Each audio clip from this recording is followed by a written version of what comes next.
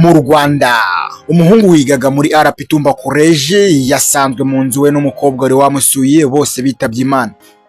Njyewe ugiye kubageza iyi nkuru ku buryo burambuye nitwa Biwait.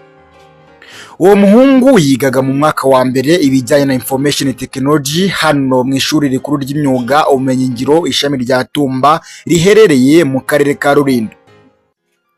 Ibyo byabaye kuri wa 24 Werurwe mu mwaka wa 2026 aho umuhungu yari acumbitse hafi y'iryo shuri.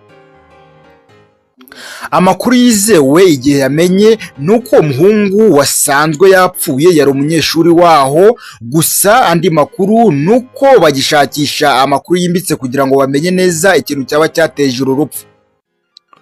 Uwahaye igihe amakuru yagize ati umuhungu n'umukobwa basanzwe muri ghetto, ubwo umuhungu yabaga muri ghetto nyuma akaza gutumira uyu mukobwa ngo amusure, noneho bageze muri ghetto basanga bose bifungiranye, noneho imbere hariho n'ingufuri.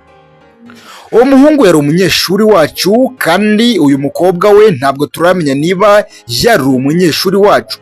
Ubwo ni ubutumwa bwatanzwe n'umwe mu bantu biganaga n'uyu muhungu.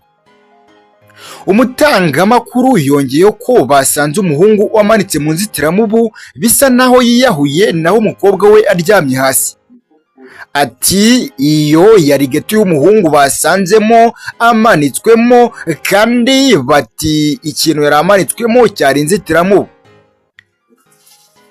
Meya w'akarere ka Rulindo Mukanyirigira Judith yahamirije igihe avuga ko amakuru y'urupfu rw'uyu munyeshuri wa RP Tumba College ndetse n'uwari wamusuye ari we uyu mukobwa babibonye nabo, kandi byamaje kumenyekana ko bose bitabye Imana. Yakomeje kugira ati byabereye mu rugo rw'umuntu wari ufite inzu zikodeshwa uwo muhungu yabagamo. Twasanze umusore wari ufite imyaka 20 ari mu mugozi w'inzitiramubu yapfuye, n'umukobwa agaramye ku buriri nawe yarangije kwitaba Imana. Inzego zibishinzwe zinjiye muri iki kibazo mu buryo bwo kwegeranya ibimenyetso bitandukanye ngo hamenyekane neza amakuru arambuye cyangwa se amakuru acukumbuye ngo bamenye neza ikintu cyaba cyateje urupfu kuri aba bantu ko ari babiri.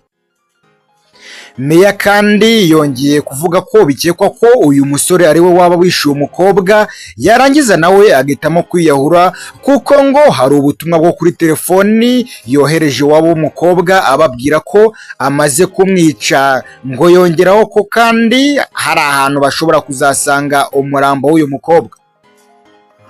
Uwo muyobozi yaboneyeho gusaba ababyeyi kujya bita ku bana babo bakaganira byinshi bitandukanye ku buzima bwabo, mbese bakaba inshuti kugira ngo baze baganira byinshi bitandukanye, mbese bamenye n'ubuzima bwabo bwa buri munsi.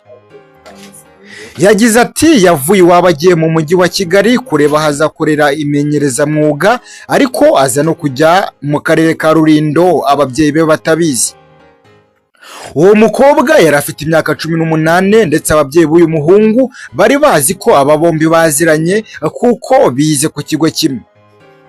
Ababyeyi b'aba bana ubwo inzego z'umutekano zahageraga nabo bari bahageze mu gihe imirambo yabo bombi yahise ijyanwa gukorerwa isuzuma.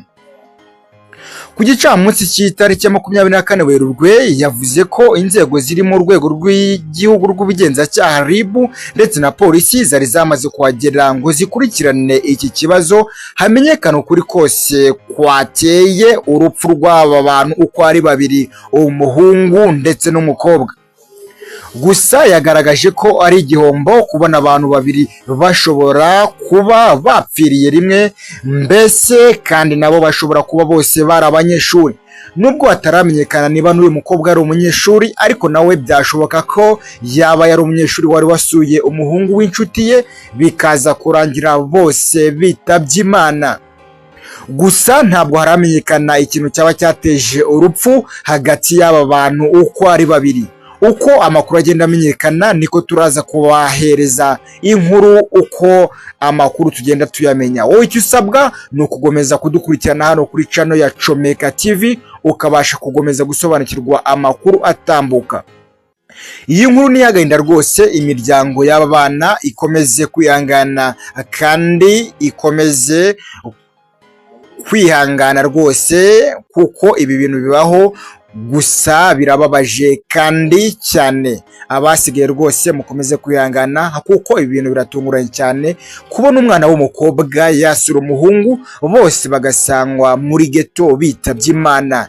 Ni ibintu tudakunda kumva kandi rwose birababaje cyane. Nitwa Biweti, ndabashimiye cyane kandi Imana ikomeze ibarinde, tubane mu makuru atambuka ndetse n'andi makuru tugenda tumenya turaza kuyabaha uko biba bimeze kabisa. Mwakoze kubana natwe mu makuru yaragezwe.